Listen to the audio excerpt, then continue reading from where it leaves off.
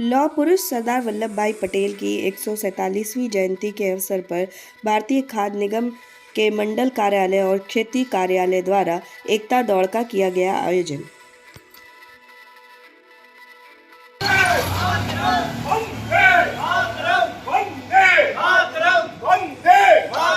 भारतीय खाद्य निगम जिंदाबाद जिंदाबाद जिंदाबाद।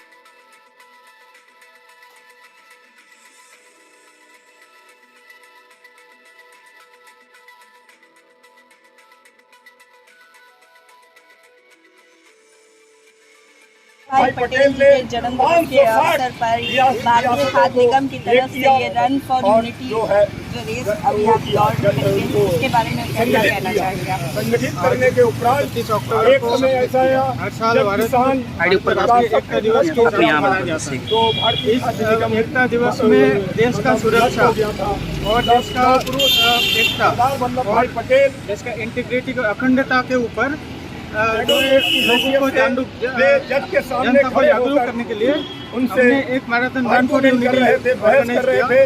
इसमें खाद्य निगम उन्होंने उनके पास और मंडल पर्ची में उसने ये लिखा था कि आपकी पत्नी का देहांत कहाँ से कहाँ तक की मगर उनका हौसला देखिए, मंडल उनका जज्बा देखिए, उनका समर्पण देखिए, भारत के प्रति कर्तव्य और किस तरीके से के क्षेत्र में भारतीय खाद्य निगम का वल्लभ भाई पटेल के जन्म दिवस के अवसर पर भारत सरकार के दिशा निर्देशानुसार भारतीय खाद्य निगम क्षेत्रीय कार्यालय लखनऊ तथा मंडल कार्यालय डालीबाग के सभी अधिकारियों कर्मचारियों द्वारा बहुत बड़ी संख्या में इस यूनिटी रन फॉर यूनिटी एकता दौड़ का आयोजन किया गया है।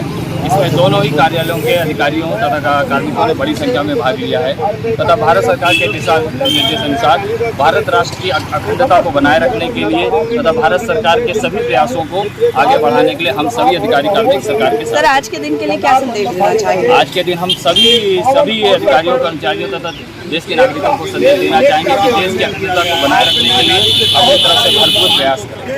चल रहा था मगर लौह पुरुष ने पूरा, क्योंकि श्रीनगर और जम्मू में भी इस तरीके की कार्य प्रणाली चल रही थी जिसमें लौह पुरुष ने अपना महत्वपूर्ण योगदान दिया और कांग्रेस गठबंधन में लौह पुरुष का नाम सबसे ऊपर था।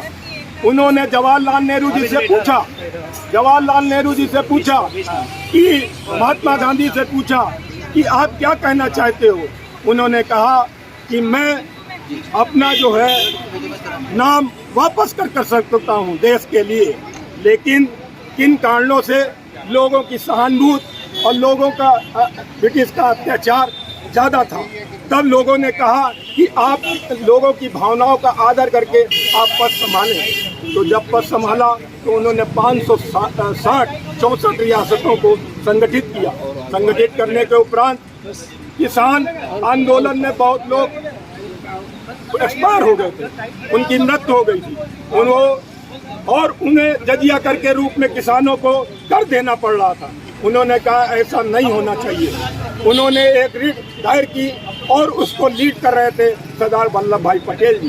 उन्होंने कहा कि तब तक एक पर्ची आ गई और उन्होंने कहा, उसमें लिखा था कि जब जज से बहस कर रहे थे तो उसमें लिखा था कि आपकी पत्नी का देहांत हो गया। तो उन्होंने कहा, देखा, और वो बहस कर रहे थे कि जजिया कर खत्म करो।